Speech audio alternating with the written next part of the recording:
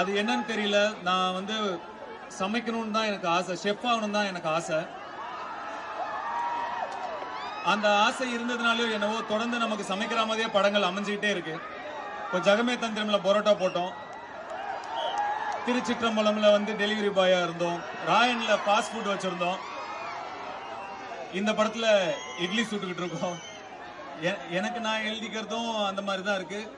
வேற directors approach பண்ணும்போது அந்த மாதிரி அது மேனிஃபெஸ்டேஷன், அதாவது நம்ம என்ன நினைக்கிறோமோ அதுவா நம்ம மாறுறோம். எண்ணம் போல் வாழ்க்கை அப்படின்னு சொல்றேன் இல்லையா?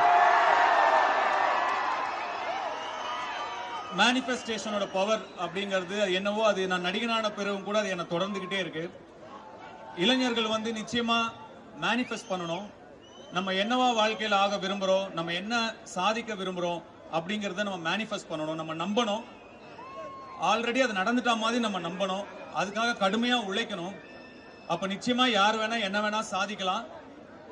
அதை மெடிடேட் பண்ணுங்க, ஒர்க் அவுட் பண்ணுங்க. இதெல்லாம் வந்து உங்களுடைய கோலுக்கு, நீங்க சாதிக்க நினைக்கிற விஷயங்களுக்கு உங்களுக்கு சீக்கிரமா கூட்டிட்டு போகும். ஸோ மேனிஃபெஸ்ட் பண்ணுங்க, ஹார்ட் ஒர்க் பண்ணுங்க.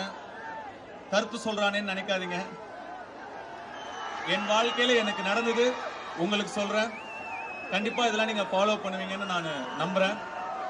சத்யராஜ் சார் சொன்ன மாதிரி என்னுடைய ரசிகர்கள் யார் வம்புக்கும் போக மாட்டாங்க.